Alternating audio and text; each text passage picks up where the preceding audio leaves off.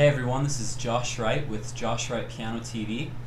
Today is the second week of this piano video series, which is based all around technique as well as practice techniques and all sorts of different concepts that anyone has questions about. If anyone has a particular question, please email me, josh@joshwrightpiano.com. Today's video is in response to Amy, who asked about organized practicing. Today I'm going to split this up into two different overall segments. The first will be a little bit more brief. It's going to be about how we can organize our practice session overall. And the second part will be about how we can organize certain pieces in order to practice them the most effectively. The first concept I want to present is one that I heard from a teacher, and this will put a lot of younger kids' minds at ease when their mom tells them to practice the piano. Don't get off the bench for over an hour. I know my mom always used to say that to me. I actually learned this concept probably 3 months ago. A teacher told me that you should never play the piano for more than 20 to 30 minutes at a time.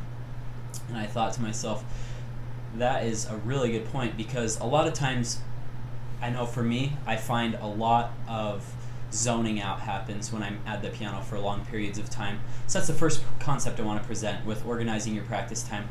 Organize it in like little 20 to 30 minute sessions, but between those 20-minute and 30-minute sessions, we don't need hours on end of different breaks.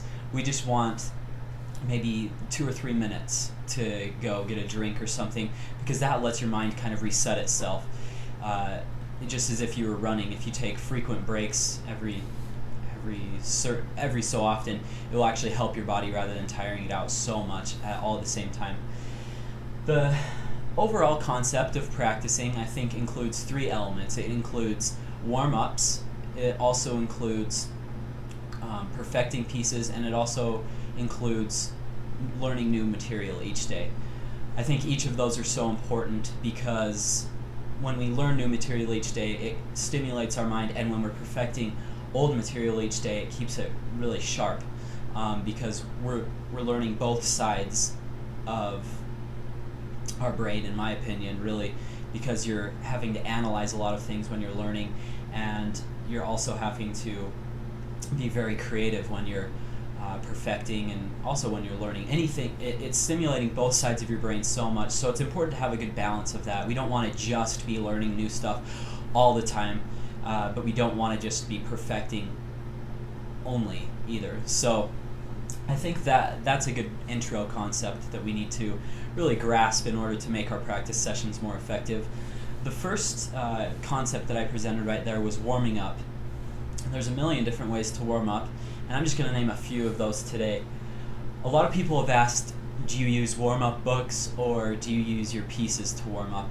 And I think there comes a point where it's more effective to use your pieces to warm up. If you're a beginning piano student, I would suggest using books such as Hanon, which is great, just has basic exercises.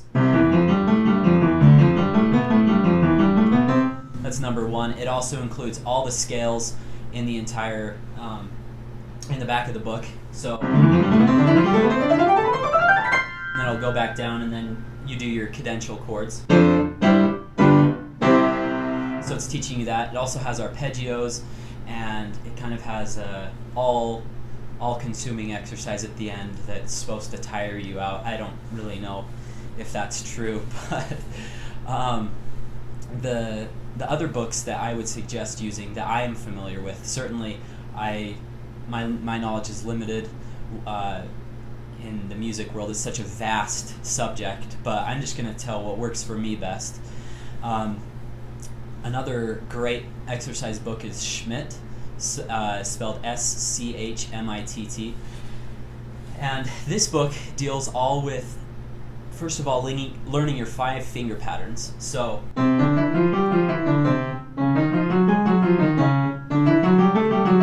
it's a good introduction to the Hanon, where you're going to be learning the entire scales.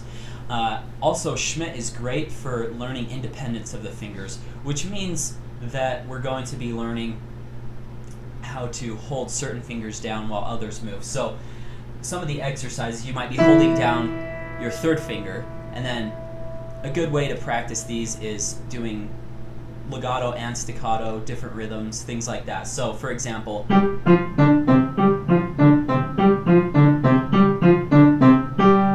all while holding that third finger down. The next book that's very similar to Schmidt, except it's just in a more difficult way, is called Philippe, Exercises for the Independence of the Fingers, and I believe that's spelled Philip. This deals all with diminished seventh chords. So you're taking these chords, and then you're doing similar things. So you'll be holding one note down at a time while the others are playing around it. So, for example, that could be an example of one, and then you go up the entire octave and then come back down. So you're learning your diminished seventh chords. Other ones, I won't go into them too much, but is Czerny, which is spelled Czerny,